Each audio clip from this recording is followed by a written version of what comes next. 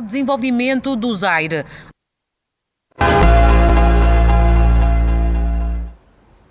E depois de mais algumas notas da atualidade aqui desfiladas, vamos voltar a tentar o contacto com Issao Agostinho aqui nesta edição de terça-feira do Hora 10, edição da noite. Issao, boa noite. Será que é desta que me consegue ouvir? Sim, ora, hoje é bastante claro. Ok. Seja bem-vindo à Hora 10, edição da noite, Issao.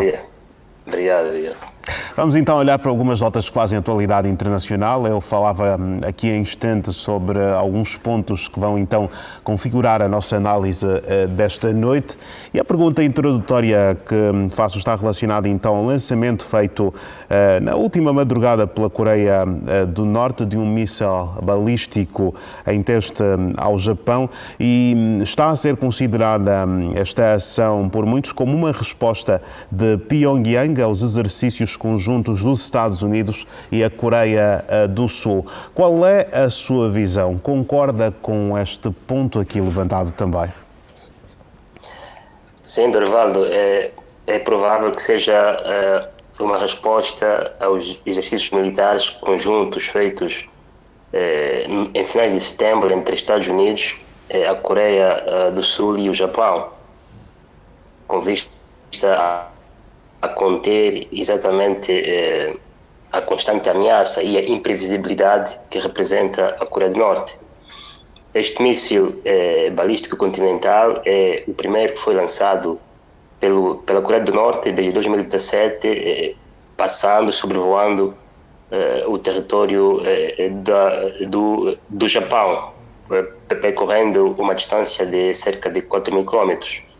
A Coreia do Norte tem, de facto, no seu arsenal de mísseis, uma variedade deles que variam de uma distância, de um alcance que vai entre os 1.000 e os mais de 15.000 quilômetros, o que representa até uma ameaça para territórios muito distantes do perímetro asiático, incluindo até o mainland dos Estados Unidos e mesmo até do continente europeu. Portanto,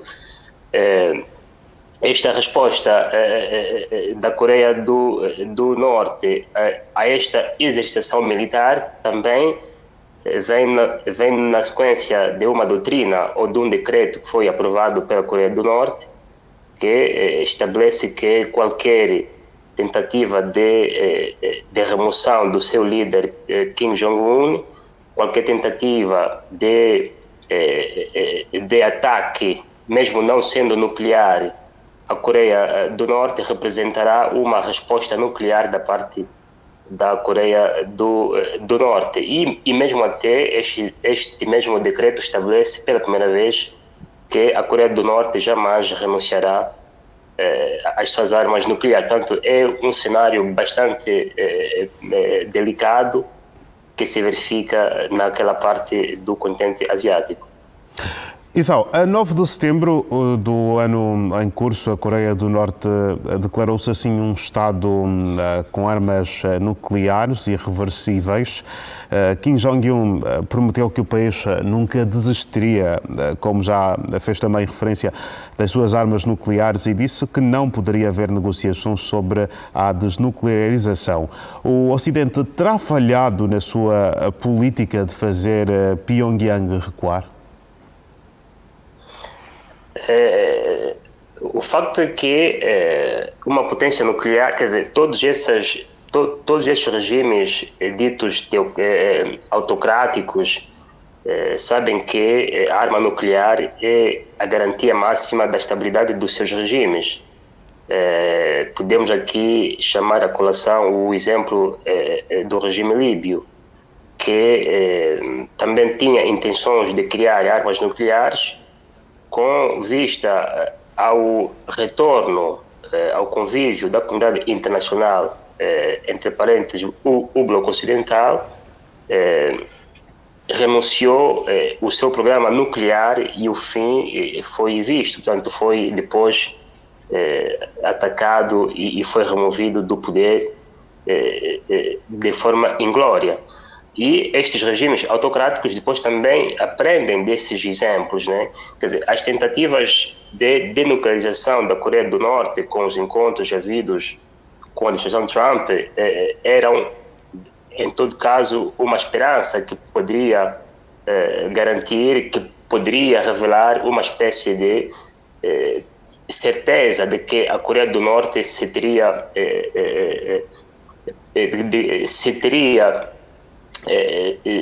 teria renunciado às suas armas nucleares, mas tendo mesmo em conta este caráter de imprevisibilidade dos regimes autocráticos, o êxito destas negociações eram quase incertos.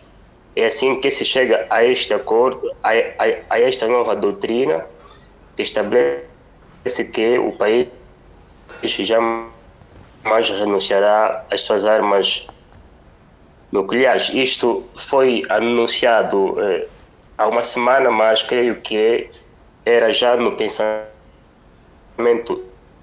estratégico dos vários líderes da Coreia do Norte sobre a não renúncia das armas nucleares, porque o garante, obviamente, da segurança da parte dos seus regimes unidos e até mesmo territorial, tendo em conta deste contexto que a Coreia está deste norte rodeada de bases militares do seu regime. Portanto, é uma preocupação que pode ser legítima da parte da Coreia do Norte, mas também a comunidade internacional deve continuar a fazer todos os esforços necessários com vista a atingir o fim da denuclearização, não só da parte da Coreia do Norte, mas também de outros países que neste período atingiram e conseguiram as armas nucleares. Portanto, esta luta da denuclearização deve continuar, envolvendo todos os outros países que têm essas armas e que garantem uma certa insegurança até a regiões como a África, que se declararam como regiões livres de armas nucleares. Agora, Isao, os Estados Unidos da América estão, de forma já anunciada, a preparar uma resposta com o Japão e a Coreia do Sul e prometem ser, então, uma resposta robusta a este lançamento balístico feito. O que é que isto poderá, de facto, representar? Bem, de facto, era bom sabermos da parte dos Estados Unidos em que consistirá esta resposta robusta. Nós não podemos nos antipor a eles, mas podemos simplesmente especular, imaginar que essa resposta seja uma resposta do tipo de soft power e não de hard power, porque uma resposta robusta que implica um ataque militar, como já dissemos, pode implicar uma contra-resposta nuclear da parte da Coreia do Norte, como essa sua doutrina recentemente indica.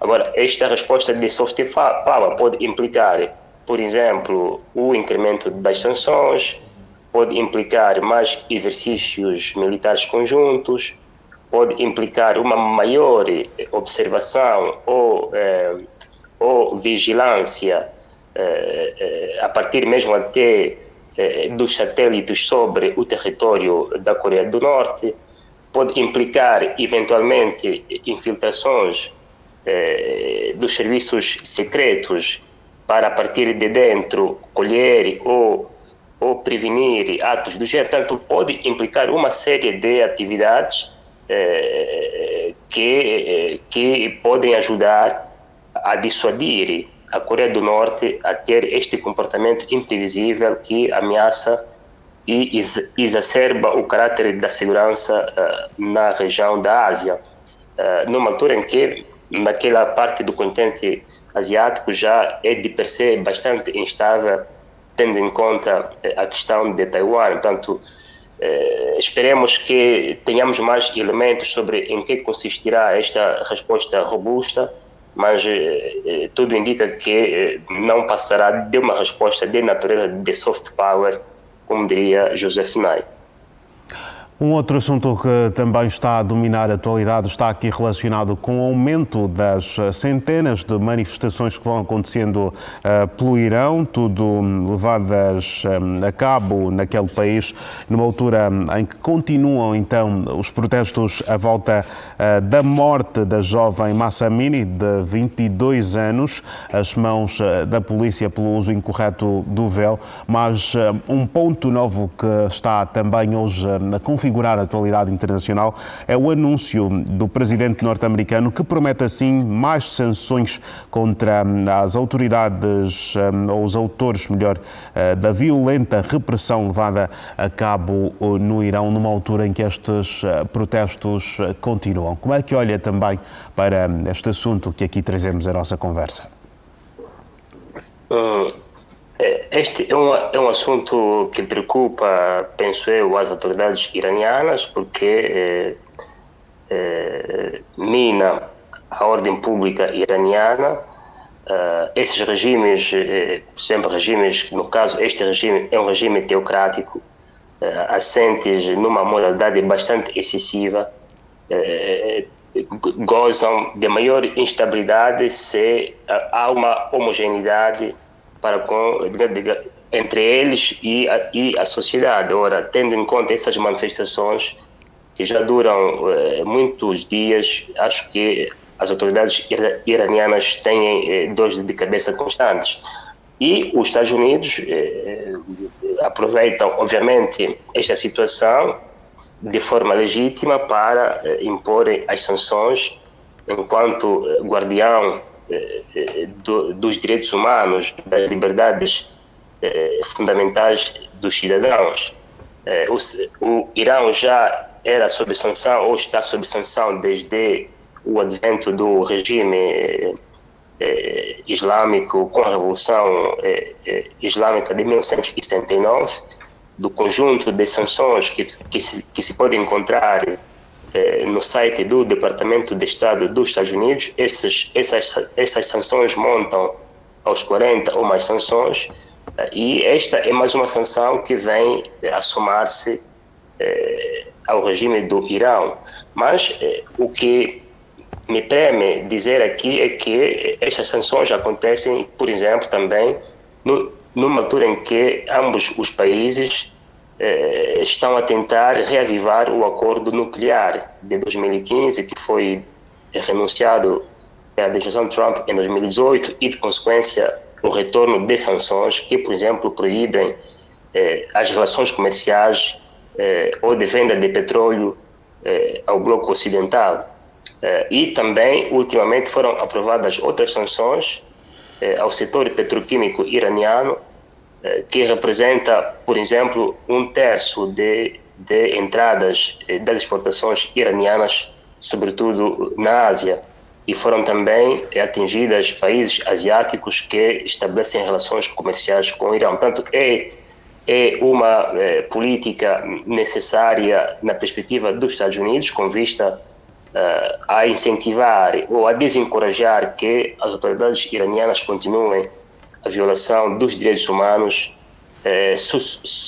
sobretudo encorajando-as a terem uma perspectiva mais moderada em relação à sua relação com a população e os seus direitos civis e políticos, como está a acontecer eventualmente na Arábia Saudita, onde as mulheres já podem conduzir viaturas, né? Portanto, há esta necessidade de continuar a fazer com que esses regimes, mesmo mantendo a sua natureza, possam ter uma abordagem mais humanista em questões que têm a ver com os direitos humanos. Como disse muito bem, Saul, tudo isto, este conjunto de sanções agora aqui anunciados, surgem no momento em que os dois países também tentam reavivar os acordos nucleares e económicos, voltados também para a questão do petróleo, mas este cenário em si acaba por traduzir também, digamos, alguma noção de que, embora exista esta tendência para se reavivarem tais acordos, os dois continuam de alguma forma distantes e estas sanções poderão de alguma forma também contribuir mais ainda para este distanciamento entre os dois países? Sim, é provável, porque isto mina os fatores de confiança mútua entre as partes. Por exemplo, o presidente Biden disse no seu discurso nas Nações Unidas que o Irão jamais terá armas nucleares, que é um discurso que ecoa a preocupação do Irão, que é um dos seus principais arquirivais. Portanto, se as partes, isto é, quer os Estados Unidos e outros países signatários do acordo nuclear de 2015, quer incluindo o próprio Irão, não terem este ambiente, esta atmosfera de confiança, estas sanções só vêm, mais uma vez, exacerbar, complicar, agravar ainda mais e afastar a possibilidade do retorno ao acordo nuclear, que é essencial para evitar que o Irão atinja então esta bomba atômica. Portanto, é importante que haja uma certa assertividade, um certo equilíbrio, olhando para os interesses maiores que estão em causa e fazer com que todas as partes possam dizer, bem, nós entramos num acordo e saímos a ganhar, e evitando assim a perspectiva do jogo de win-lose. Portanto, sim, há esta possibilidade, há este risco que essas sanções só podem vir a complicar ainda mais a possibilidade de retorno ao acordo nuclear iraniano. Isal, muito obrigado por mais uma presença aqui no Hora 10 edição da noite. Queremos, como sempre, continuar a contar consigo aqui para a habitual análise que se impõe às notas da atualidade internacional. Continuação de ótima noite e até uma próxima oportunidade. Obrigado, estamos juntos. Estamos juntos. Nós, desta forma, seguimos após a análise